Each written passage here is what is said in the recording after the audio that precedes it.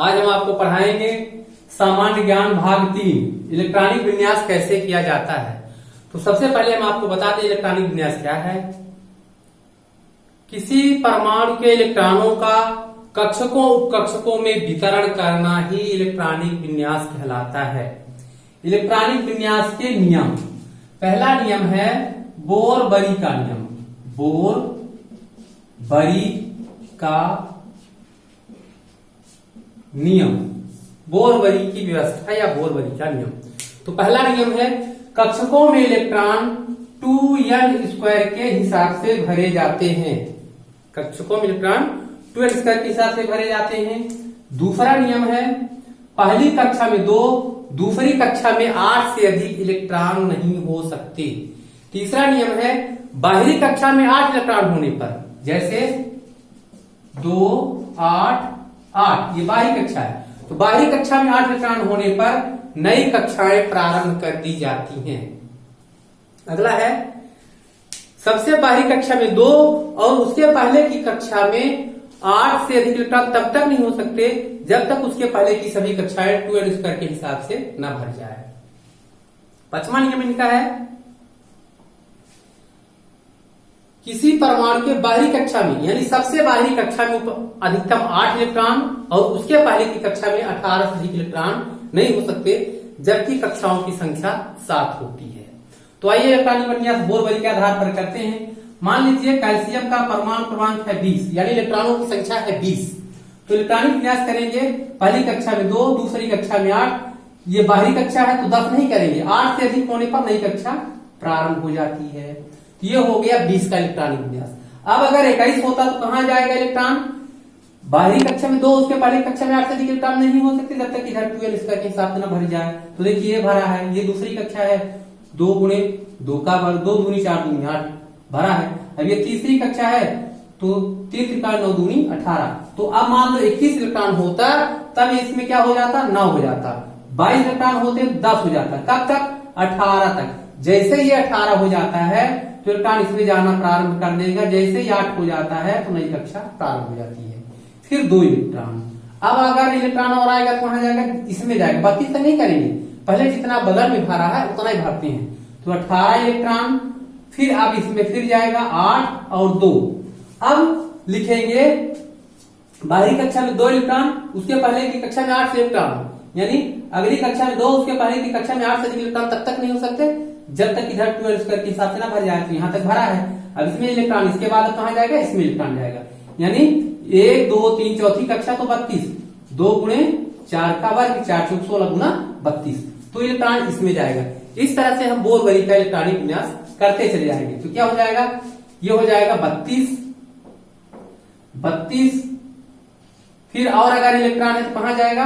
अब इसमें जाएगा 18, 8, 2, फिर से इलेक्ट्रॉन और आएगा तो इसमें जाएगा कहां तक? बगल में जो भरा है 32 तक। अब इलेक्ट्रॉन आएगा तो कहां जाएगा? इसमें जाएगा। कहां तक? 18 तक। फिर इसमें जाएगा 8 तक। ये कुल 118 तक तो होते हैं। 118 परमाणु का इलेक्ट्रॉनिक विन्यास होता है। तो 118 का इलेक्ट्रॉनिक विन्यास है और 7 कक्षाएं, 1, 2, 3, 4, 5, 6, 7। तो ये रही 7 कक्षाएं या इलेक्ट्रॉनिक विन्यास। अब बता दें इसी में जो अबाउ का नियम है तो उन्होंने क्या कहा है? दूसरा नियम अबाउ का नियम है। उन्होंने कहा कि कक्षकों में इलेक्ट्रॉन ऊर्जा के बढ़ते क्रम के अनुसार भरे जाते हैं जो n+l के नियमानुसार होते हैं। यदि n+2 कक्षाओं में n+l का मान बराबर हो तो इलेक्ट्रॉन पहले उस कक्षा में प्रवेश करता है जिसमें n का मान सबसे कम होता है। तो आइए समझाते हैं। कक्षाएं देखिए 4 होती हैं, S, P, D, F, ये 4 कक्षाएं होती हैं। अगर मान लो हमने लिख दिया 3D तो n+l क्या है अभी बता दें। n+l क्या है? ये बताता है n और ये बताता है l। तो अगर हम लिख देते हैं 3D तो 3D का मतलब हुआ 3 धन, इसका मान यहां देख लीजिए 0, 1, 2, 3 क्रम से ये मान होते हैं। 0, 1, 2, 3 ये SPDF के क्रमशः मान है। तो यहाँ D बराबर 2 है तो आ जाएगा n+l का मान 5। तो ऊर्जा के बढ़ते क्रम में भरते हैं, इसको समझ लीजिए अच्छे से। जैसे हमने लिखा क्लोरीन का 17 इलेक्ट्रॉन विन्यास करेंगे 2, 8, 7।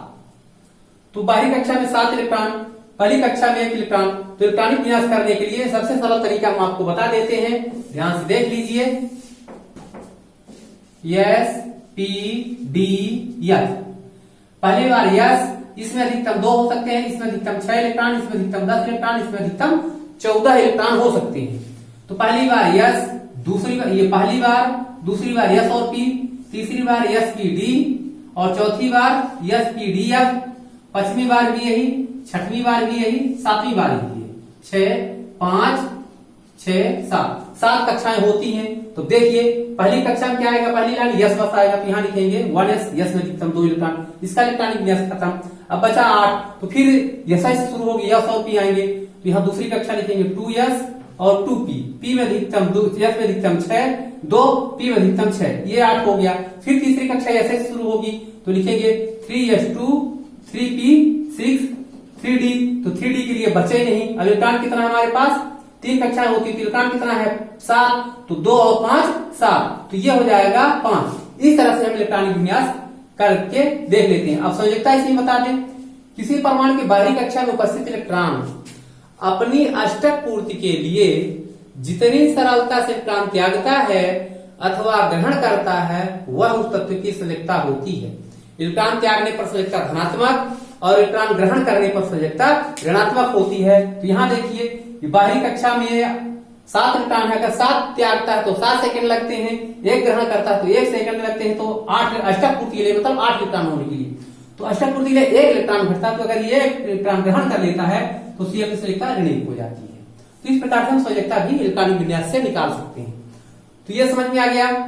फिर इसे एक बता के दिखाते हैं।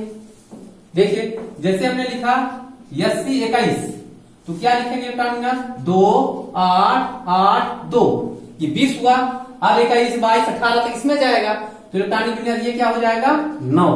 तब इलेक्ट्रॉनिक विन्यास क्या करेंगे, देखिए इधर 1s2 2s2 2p6, इसका भी हो गया।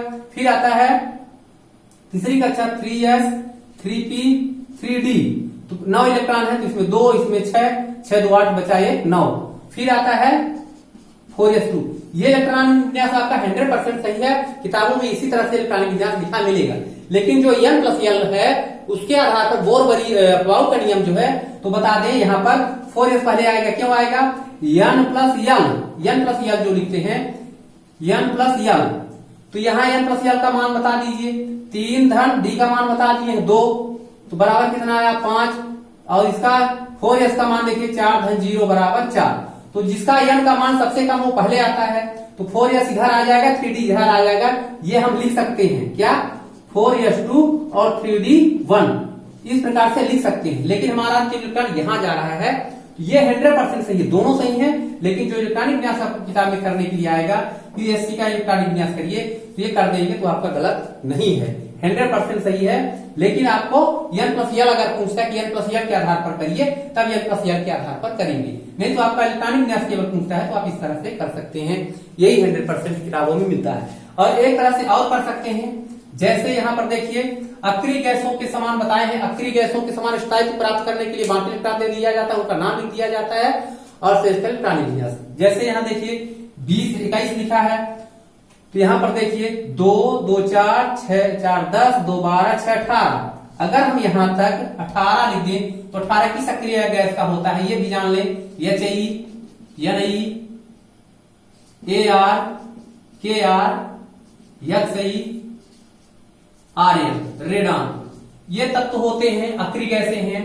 तो इसका परमाणु क्रमांक जानते नहीं है, परमाणु क्रमांक कैसे लिखते हैं ये भी बता देते हैं। 7 आवर्त होते हैं, देखिए इसमें 2 8 8 18 18 32, तो यहां लिखेंगे कैसे लिखेंगे, यहां इस वाले में लिखेंगे 8, तो 8 2 10 और 8 18 18 32, तो इलेक्ट्रॉनिक विन्यास निकाल आएगा। देखिए कैसे निकाल आता है, 8 2 10, तो इसका इलेक्ट्रॉनिक विन्यास परमाणु क्रमांक 10 10 8 18, इसका परमाणु क्रमांक 18 18 दूना 36, इसका 36 36 18 8 6 14 54, फिर 32 54 86, इसका परमाणु क्रमांक 86। इस तरह से हम परमाणु क्रमांक भी याद कर सकते हैं। याद करने का सूत्र यही है, 8 8 18 18, एक का याद है तो सबका सब यही सूत्र लगता है। प्रथम समूह में 2 से शुरू कर देंगे, यहाँ 7 बार है तो 2 8 8 कर देंगे, वो निकल आएगा। तो अब देखिए बताना क्या है, हम आपको बता रहे हैं 18 किसका होता है, आर्गन का। तो ये इलेक्ट्रॉनिक विन्यास अगर आ जाता है कि 80 का इलेक्ट्रॉनिक विन्यास या 21 है इसका इलेक्ट्रॉनिक विन्यास के लिए, तो आप इस तरह से लिख सकते हैं, इतने का 18 हुआ तो लिख सकते हैं क्या, AR और 3D1 4S2। इस प्रकार से आपको किताबों में लिखा मिलेगा, जो 100% सही है। ये नहीं कि आप 4S सीधा कर दे 3D1, वही वो भी सही है, लेकिन यही इलेक्ट्रॉनिक विन्यास आपको लिखना पड़ेगा। तो आशा है कि आपसे ये इलेक्ट्रॉनिक विन्यास बन जाएगा, समझ में आ गया होगा।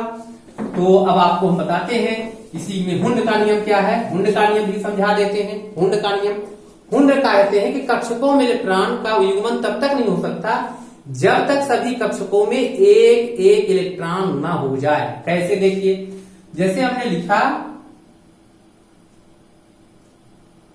Cl17 2 8 7 बाहरी कक्षा ये है, तो इसका इलेक्ट्रॉनिक विन्यास कर दे, तीसरी कक्षा है तो 3s2 3p5, यहां देखिए 3p5। तो इसमें अधिकतम 3 कक्षक होते हैं, जानते हैं आप, ये 3 कक्षक। तो हुंड कहता है कि पहले समय एक एक इलेक्ट्रॉन भरना, एक एक एक, जब तक समय एक एक इलेक्ट्रॉन ना हो जाए तब तक इलेक्ट्रॉन का युग्मन नहीं कर सकते हैं। तो ये हो गया 5, ये हमारा हो गया 5, इस तरह से भर सकते हैं। मान लो यहां 16 होता, यह सल्फर का है 16, सल्फर का 16 है, या फास्फोरस का ले ले 15, तो करेंगे 2 8 5, तो इसका इलेक्ट्रॉनिक विन्यास करेंगे तो क्या लिखेंगे 3s2 3p3, 5 हो गया। तो p में 3 कक्षक होंगे, तो ये नहीं कि पहले हम इसमें भर दें ऐसे, ये इलेक्ट्रॉनिक विन्यास गलत होता है, क्योंकि हुंड ने कहा है कि कक्षकों में इलेक्ट्रॉन का युग्मन तब तक नहीं हो सकता जब तक सभी में एक एक इलेक्ट्रॉन ना हो जाए, तो पहले तीनों में एक एक इलेक्ट्रॉन, यही है हुंड का नियम। तो आशा है कि आपसे इलेक्ट्रॉनिक विन्यास बन जाएंगे। बोर-बरी का नियम, अब बाउ का नियम, हुंड का नियम। इसमें एक और है पाउली अपवर्जन का नियम। तो पाउली अपवर्जन का नियम क्वांटम संख्या निकालने के लिए लागू होता है। उसमें हम बता दें आपको, उन्होंने कहा है कि किसी परमाणु के किन्हीं 2 इलेक्ट्रॉनों की चारों क्वांटम संख्याएं समान नहीं हो सकती हैं। यदि 3 क्वांटम संख्या n, l, m समान हो जाए तो चौथी चक्रण क्वांटम संख्या अवश्य भिन्न होगी, क्योंकि ये ऊपर की ओर दक्षिणावर्त है तो उसके लिए +1/2 और जो नीचे की ओर होता है उसके लिए -1/2 इलेक्ट्रॉन होता है, इसलिए चारों क्वांटम संख्या समान नहीं हो सकती हैं। तो ये है इसका नियम, पाउली अपवर्जन का नियम। तो आशा है कि आपसे इलेक्ट्रॉनिक विन्यास बन जाएगा, सेलेक्टा बन जाएगा, परमाणु क्रमांक कैसे लिखते हैं ये बन जाएगा। अब हम आपको बताएंगे अगले भाग 4 में क्वांटम संख्या क्या है, क्वांटम संख्या कैसे ज्ञात करते हैं। बहुत ही दिलचस्प चैप्टर है, उसको अच्छे से पढ़ें और जो भी प्रतियोगी परीक्षाएं होती हैं उन सब में पूछा जाता है। तब तक के लिए धन्यवाद। चैनल को तुरंत सब्सक्राइब करें। चैनल का नाम 4 सितारे बाई उपेंद्र श्रीवास्तव। तो यूट्यूब में जाकर सब्सक्राइब करें, कमेंट करें, लाइक करें। धन्यवाद।